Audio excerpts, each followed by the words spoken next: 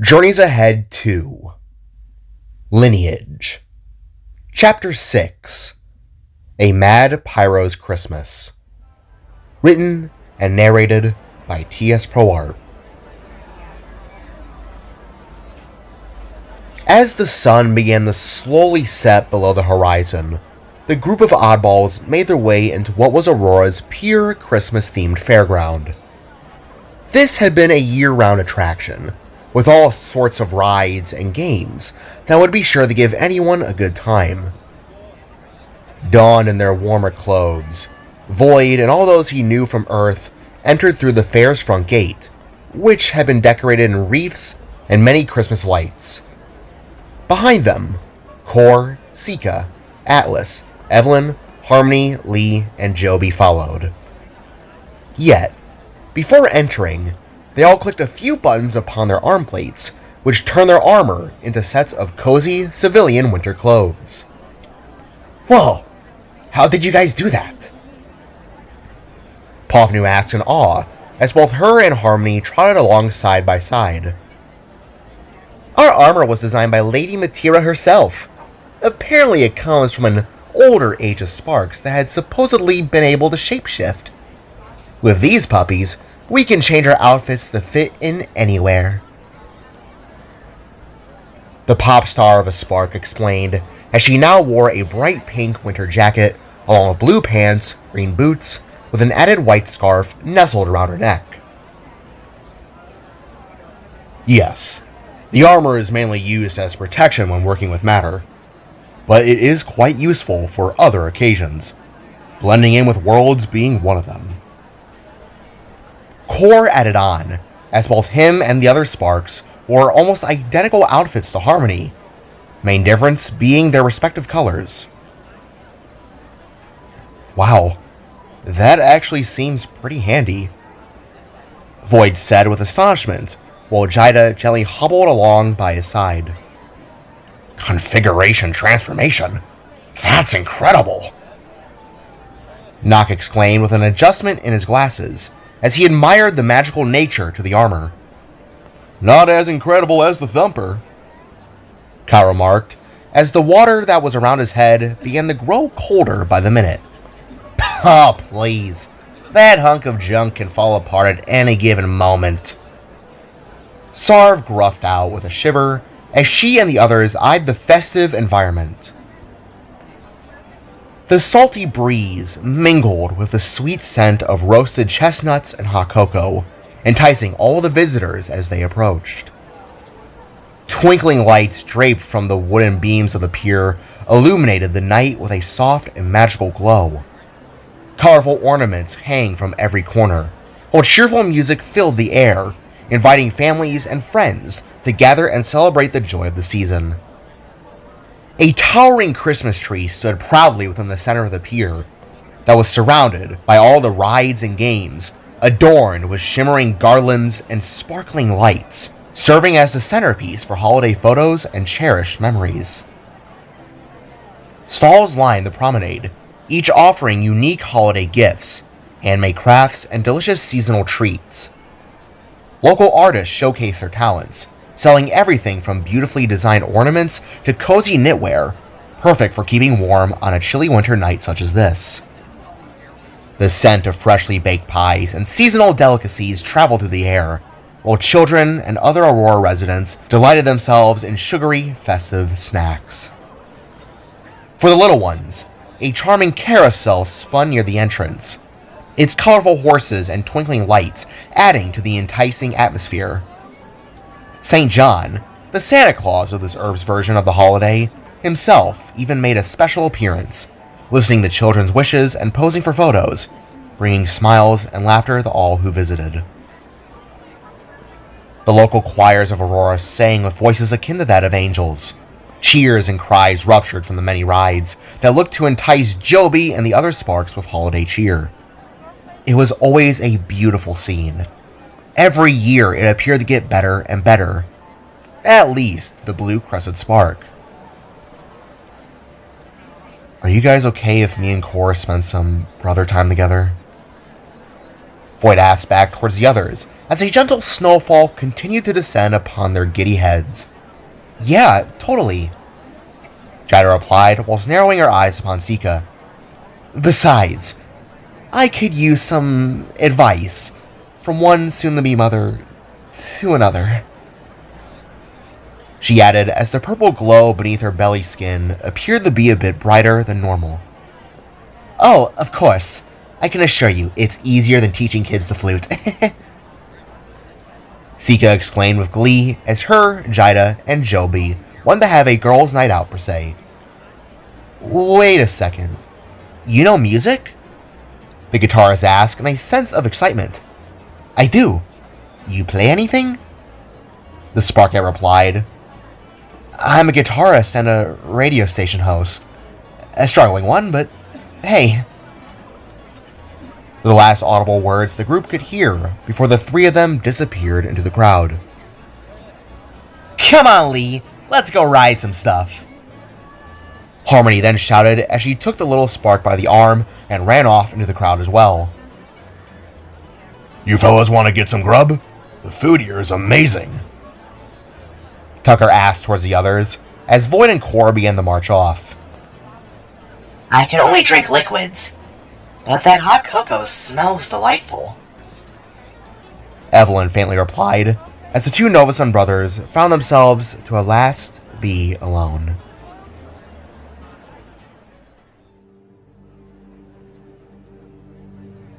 So, Void began as he and his big bro walked with hands stuffed into their coat pockets. So, Core answered back as they both held a small grin upon their orb-headed faces.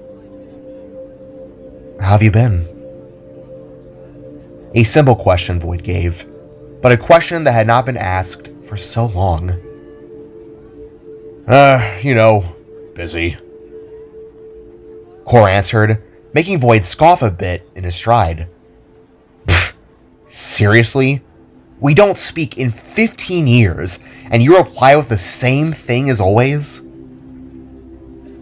In the past, when the younger Spark would get home from school or training, he would always ask Core one question. How have you been?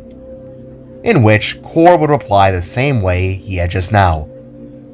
Yep. What about you? I see your horns still haven't grown in.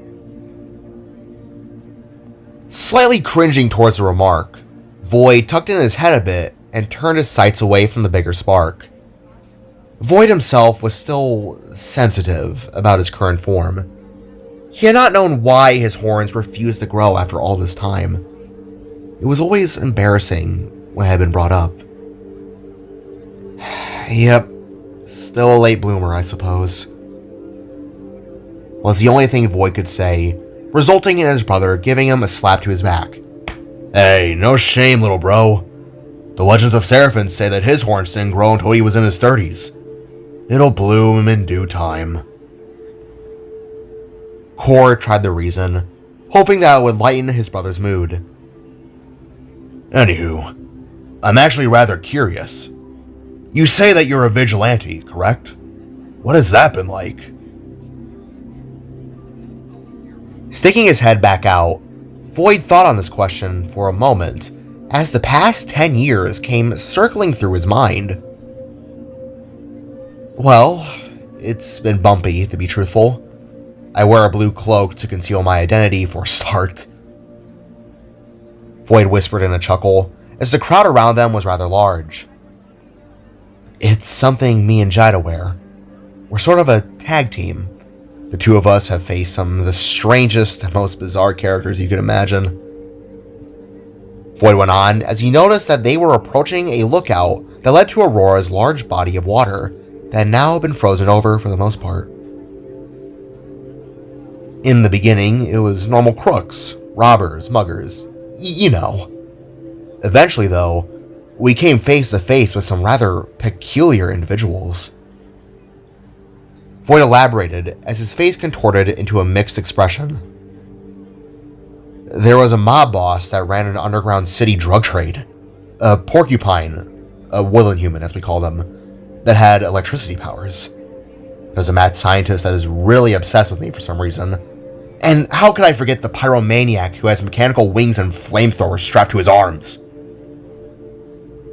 Void listed as a group of Lavin wolves ran on by whilst having a snowball fight. Wow. Quite the interesting world you found yourself within then. I've never seen such unique looking faces now that you allude to it. I like it. Kor replied as he adjusted an orange scarf that now sat around his neck, while eyeing all the people around them. It's the only world that accepted me. Earth is my home now. I love it here. Void responded as the two brothers now stood before the ocean, watching as snow continued to fall, while the festive holiday lights danced off the waving reflections below. I'm glad. Maybe when all this is over, you can give me, Sika, Joby, hell, everyone a grand tour. Maybe Lady Matira would be interested. Kor suggested, making Void chuckle, then slow his emotions as the questions from earlier came rushing back in. Kor, what Lady Matira is doing, what you guys have been working on, could it really bring back the sparks? Void questioned as he gave a blue shining side-eye to his brother. Yes. Would you believe me if I told you that there was even a chance it could revive the dead? With both of his eyebrows raising up, Void fully turned the gaze upon his brother with the most peculiar stare he had ever seen. How? He asked with blunt force to his tone. Simple. If we take the DNA strands from items once used, weapons, armor, belongings, and the like, there's a chance we could restore a spark's essence back into its natural state and mind. It's still a slim theory on everyone's behalf, but there's still a chance. Kor elaborated, leaving Void dumbstruck in place. Wait. So you're telling me we can both bring new sparks into the world along with possible old ones? Looking down with a campfire glow to his eyes, Kor nodded and turned his sights back to the ocean, looking to find comfort in its gaze. Anything is possible. But first, we gotta find and restore those conductors. Without them, we'll be set back another 15 years at most. Kor muttered with a nervous tone to his voice, which made Void perk up with a smirk. Well, I wouldn't be opposed to giving you a tour early if some of those batteries are in the area. Turning back around, Kor eyed his brother once more and cocked his head to the side. Are you saying that you wish to help? The older Novason inquired with a growing grin to his scarred face. If there's a possible chance to hug Mom and Dad again, then yes. Yes, I'm in. Void boasted to the excited reaction in Kor's face. Besides, my kid is gonna be born any day now. I think it would be good for them if there were some sparks around their age while growing up. I'm down all the way, big bro. To this, Kor couldn't help but extend a hand and rested upon his little brother's shoulder, feeling nothing but pride and hope. Your help would be greatly appreciated. In a world we don't understand, it could be all the beneficial. Kor said before smirking wide. Looks like the Novasun brothers are back in business. Kor joked as he and Void gave each other a fist bump. Guess we are. Also, I've been meaning to ask. Void began anew while pointing at Kor's face. How'd you get that scar? Shouldn't that have healed by now? In response, Kor reached up and felt the damage that had been caused by his own actions, and then nodded his head. Simple. Before Kor could finish his sentence, there was a sudden eruption of flames from afar that made him, Void, and everyone in the area turn their heads towards the shocking sight. Burnt. Kor mumbled out as another ignition of flames arose. A collection of screams and wails arose from around the Winterfest. From every angle, it appeared suddenly a light of flame in a hellish haze. Panic quickly swept through the air as tiny explosions of deadly infernos arose from the scene in both spectacular and devastating light. "What the hell?" Void shouted in a sudden panic as several people, including the fake St. John, ran past him and Core looking for cover. "What's going on?" The older Novason beckoned when the Pier Center Christmas tree exploded into a fury of hellfire and flying ornaments. Spiraling through the air with a smoldering smoke trail came the tree's now flashing star that landed hard into the wooden dock before the brothers.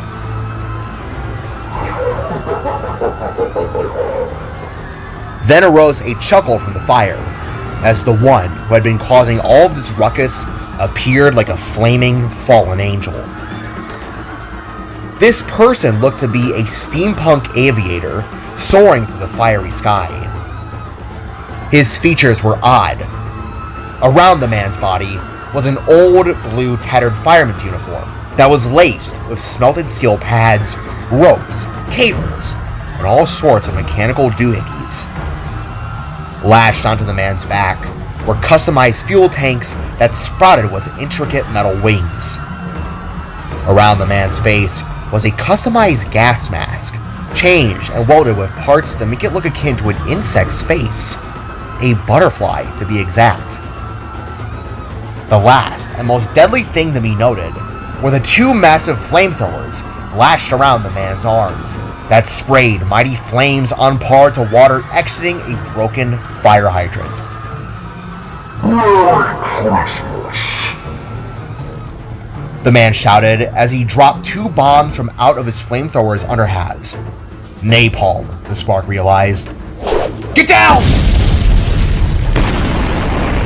Landing and sliding behind a large ride that flashed with green and red lights.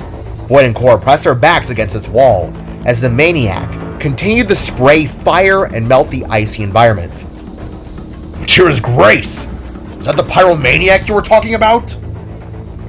Core asked as he immediately began to think about his girlfriend and daughter. "Yep, he calls himself Morpho," Void replied just as his phone began to ring. Reaching into his pocket, the younger Novason took out his cell and answered, hearing Jida on the other end. "Hey, you seeing this?" She nervously asked, clearly out of breath. "Are you okay?" Void questioned first and foremost, as Core began to type into his arm. "I'm fine. Zika and Jovi are too. What about you?" Jida replied back as an explosion of flames roared past the opening Void and Core sat beside. "We're fine. Think you could maybe die down the flames a bit from the sidelines?" Void questioned as he peeked his head out to look upon the pyro that danced and waved his flames within the air. "Way ahead of you." Jida stayed back as Core spoke up. "Sparks, get as many civilians out of the park as you can. That's an order," he shouted as both sides hung up. "Say, you want to help me stop this guy?" Void nervously asked as the two brothers slowly stood up with shaken breaths. "Don't you need a cloak or something to hide your identity?" Core curiously inquired, making Void halt in place. "Spark, damn it. Yeah." Looking down to his flannel and basic dad attire clothes, Void thought for a moment about how he was going to approach the situation, until Core spoke up. "Here, let's see how this does."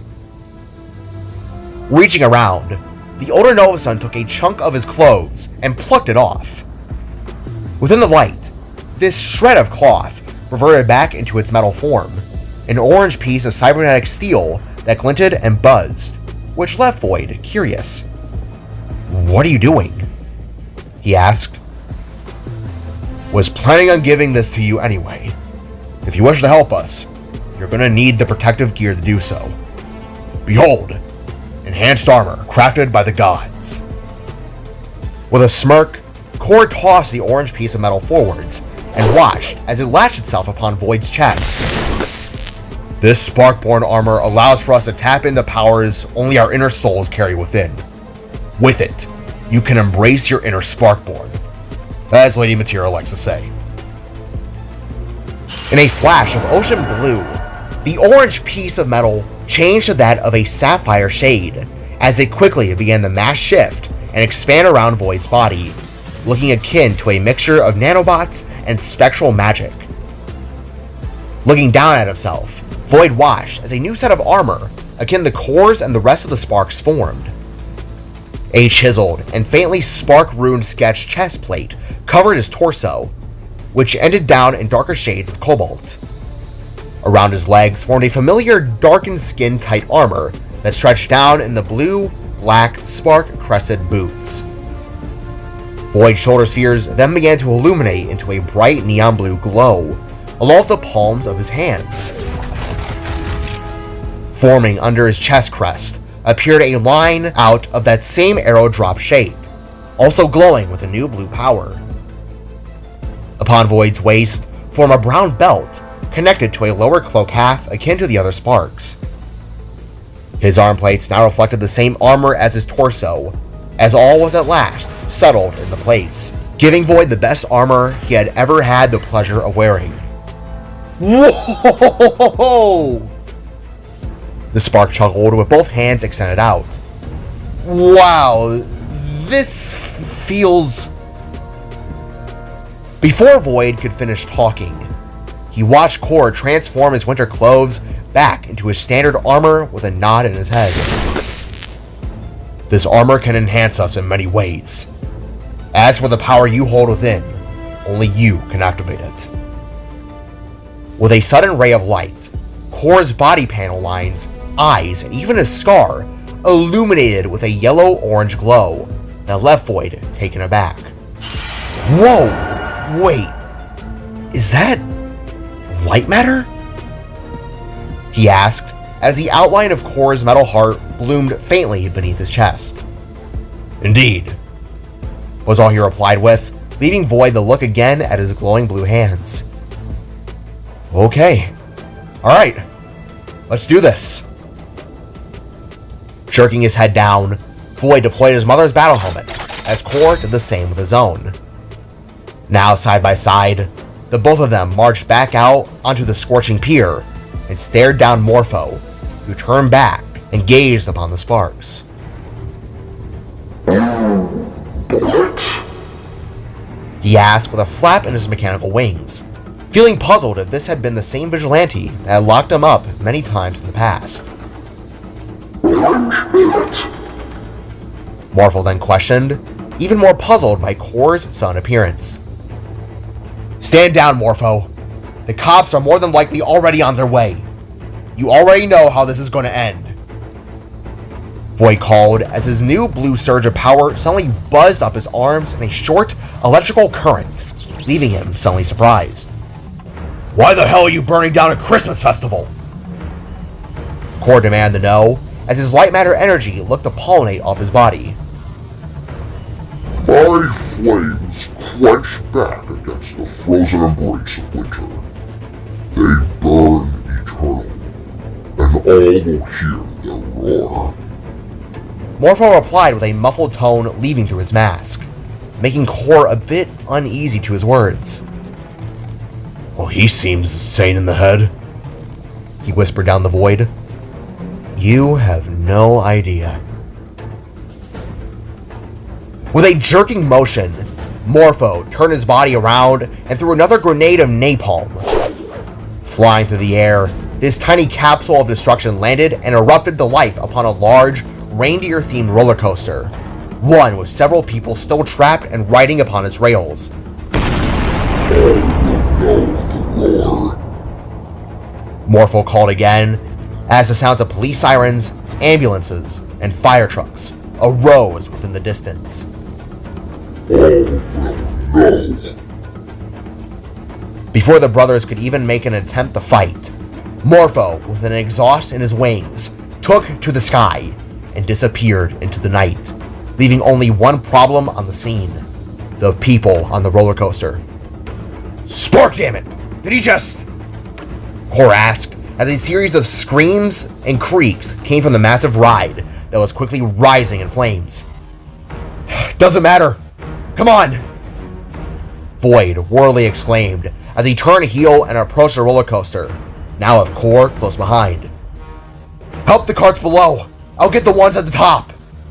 Void commanded as he summoned his wings and flapped upwards to the highest rail. Below, Core nodded his head and leapt forwards with a golden shining light matter power pulse. With everyone else occupied with evacuation, it would appear Core and Void were the only hope for these folks until the law and fire department arrived. Soaring up and over, Void watched in dread as one of the coaster carts began to near a burnt and charred away drop point. The people inside were panicked, a mix of all kinds of humans that made them all look akin to candy stationed next to one another. Dissolving his wings, Void landed upon the ride's guardrail side and did his best to not let his fear of heights get the better of him. Throwing out an overrune, he set the magic spell down and upon the machine's wheels, slowing the contraption just before it could reach the ledge. "Hang on!" Void screamed as he activated a Nova Blade and sliced away at the first cart's restrainer bar. "You're gonna be okay!" Reaching a metallic hand out, Void took hold of a Bullhorn Girl's winter mitt and quickly pulled her free. Yet, before another could be saved, the rune's power faded, leaving the ride to lurch forwards and plummet downwards. "Scrap!" Void wordily shouted out as he shot his left arm forwards and snagged the massive hunk of conjoined metal. With all of his might, Void began to slowly pull the panicked people back up, but at an awkward and curved formation. The Spark wasn't sure as to how he was going to pull off this kind of rescue. It was a whole miniature train with flames rapidly growing from all around. It didn't help that the environment was frosted over too, leaving his stance rather slippery. Suddenly from below arose not one, but several pairs of glowing light matter energy tendrils. Turning his head downwards, Void watched in amazement as Core, using both of his arms, released a powerful essence that easily began to pull the machine down to safer ground. It was a form of movable but condensed energy, spark essence as a slime taken form. It was oddly gross, but at the same time, spectacular. Looking back up through his helmet, Core nodded his head before pointing to another speeding cart a few yards off. "I got them! Go!" The much larger Spark exclaimed, leaving Void to nod and make his next move. Using his horns, Void pulls himself up and over the ledge and landed upon the next cart's front half. In shock, the people inside looked upwards upon Void as he quickly shot both of his arms out and lashed them upon the nearby guardrails. Digging his heels into the coaster's front, deer-shaped head, Void began to slow the hunk of junk down, as it too neared a burning inferno. Squinting and sweating behind the mask, Void pushed back with all of his might as he began to feel something unexpected. The more Void strained himself, the more he began to feel a tingly surge of power arising from his heart. As they neared closer and closer to the flames, Void suddenly felt himself release a surge of burning blue electricity. It was a pulse of some kind of spark essence that halted the gears and servos within the coaster's motor system. Right as they neared the flames, the machine fully stopped and released the seat's restraints from the passengers. Whoa! What was that? Void asked, watching as one by one, the riders left their seats and descended down a nearby safety ladder. Retracting his arms, Void looked to his hands and watched as his newfound ability buzzed and fizzled up into the air. That was electricity, he told himself, before all hell broke loose. Suddenly from overhead, a third and final train cart roared by, but suddenly gave way due to the burning and melting metal from all around. With a collection of screams overhead, Void watched in horror as the carts fell in unison, but in the shape of a curving snake. Along with it, tons of debris and metallic chunks came crashing and pinning Void down. Gasping in shock, and now being forced upon his stomach, Void, still with concern for the civilians, extended both of his arms out and caught the train's carts, right before they fell into a rising pit of fire. I have you! Void groaned out as he stared into the worried faces of the riders. With all the strength he could muster, Void began to pull the people back up. Even when trapped underneath smoldering and burning rubble, the spark refused to let go. "Don't worry!" Void cried as the heat began to rise in an intense manner at his sides. The weight and pain upon his back was making him weak. His retracting arms both slowed and stuttered in pace, while electrical volts buzzed up and down his body, responding to the stress that was tearing him down. I have... He tried to repeat, but gasped in dismay as the platform he was trapped upon began to break away. With a downward shift, Void nearly lost his focus and strength, causing the carts to lower even further. Looking upon everyone with strained eyes, Void began to panic, realizing that he wasn't going to be able to lift them back up. It would appear that passengers knew this too. Void weakly gasped out when once again, Core came to the rescue. With a sudden weight being lifted off his shoulders, Core, with his light matter powers, lifted and threw the broken debris off Void. As his mucky, golden glowing tendrils did as such, he too extended his arms down and took hold of the carts, and then began to help Void pull. "We have you!" The older Novason cried as Void found his strength returning. "Pull!" he bellowed. Together, both Void and Core took the carts and raised them up and back to ground rail level. Using his light matter, Core quickly took each passenger out one by one and hoisted them into the air and away from danger. Once everyone was accounted for, the brothers began to feel the platform beneath begin to give way again, giving them both the same mindset. "I think this thing is coming apart!"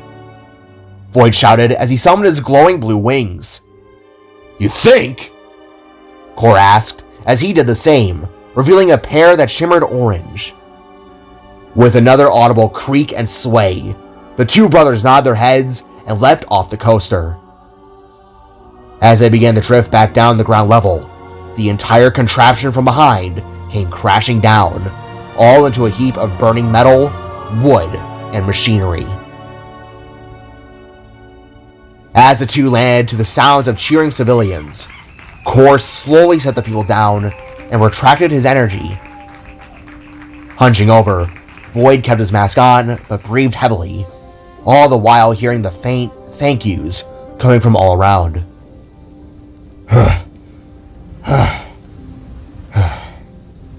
"Not bad, Blue Bullet," Core complimented as he too hunched and caught his breath. "You kidding? You did all the work!" Void gasped out as his steady breathing came back to him. "Nah, you saved them first and foremost. Mom and Dad would have been so proud of you," Core said as he held out his hand and gestured for a fist bump. "Us. They'd be proud of us," Void corrected as he returned the gesture as at last the fire department arrived. As the dust fully settled, with the fires at last being put out, Void and the others now all reunited and rested out in a secluded spot. This area was away from all the normal civilians, which in truth was just behind a lot of fire trucks and ambulances. With their helmets off, the Novason brothers took a few swigs of well-needed water, as their loved ones rested beside them, trying to comprehend what had just happened. "That was insane. You sure you guys are alright?" Jada asked as she brushed off some ash from Void's stellar new armor. "We're fine. Just a little shaken," Void replied as Pofnu snuggled up beside him being thankful that he was okay. Friggin' Morpho. I swear, he's the worst one out of all those damn crooks you two have thrown in the slammer. Sarv ranted in annoyance as she and Jet brushed off some of the sparks, who had bravely escorted civilians to safety. New look? Tucker then asked, as everyone eyed Void's brand new armor. Yeah, I guess I match with everyone else now. The blue spark replied with a chuckle, while wiping down his brow in a sweat. Yep. Void here says that he wants to help us. Primarily the search for the conductors. So, I gave him an upgrade. Core explained with a pat to Void's back, making the others nod, and for Jida, the grin. Oh, well, I, for one, really like the look. Especially its more defining features. She teased while eyeing down the outline of Void's pecs that were pressed up against the armor from underneath. Okay, not here, not now.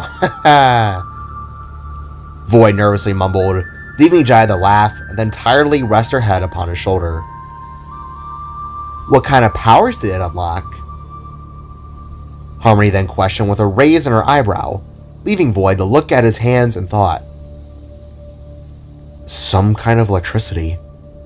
I don't know for certain, but it helped for a moment out there. Void cautiously responded as he began to reflect upon his new ability. Electricity? Wait, is that the power thing you were referring to, Sika? Jada asked, recalling a conversation no one else besides them had discussed a few minutes before the attack. The soul thing? Oh, yeah. She replied, while Joby sat nervously asleep in her arms. Electricity powers? Can we see it? Ka inquired, as Nock curiously examined Void's new armor pattern. Yeah, show us! None of us have electricity abilities. Alice chimed in, as Void awkwardly sat and thought. I would, but I still don't really know how to properly use it. You know? The spark replied, leaving Jida to speak up. Oh, you'll figure it out. I know you will. To this, Void couldn't help but smile. Jida had always been his reason in confusing times. In a way, she was as though to be the spark's other half. Two sides of one coin, per se. Also, you're gonna go help find the conductors? She continued on. Yeah, so long as I can check in on you every now and then. Void tiredly replied with a side eye to his fellow people. Yeah, of course. What do you take us for? Business monsters? Core asked, making everyone chuckle in place. That was until a voice arose. Nova Sun! Turning their heads up, Void and the others set their sights upon a blue-skinned human, a cop, Sangston, approaching with wild eyes. Oh, hey Matt. Void called with a smile. Void, where have you been? I've been trying to contact you all day. The good cop boasted as he marched up in a winter law enforced garment. Sangston had on a fat black coat with matching pants, boots, and a beanie. Today has been utter chaos. Not only did a giant satellite, something UFO-looking thing come out of the sky and suddenly disappear, there have been several breakouts in the prison, one of which making his trigger-happy way here and... Fully stopping, Sangston glanced from Void and then to the other sparks, going back and forth for a good 30 seconds or so. I'm sorry. Am I going mad, or is there more of you? The officer questioned, leaving all the sparks to awkwardly wave. Sup? Alex greeted, while waving with his front right leg, the Sangston's absolute silence.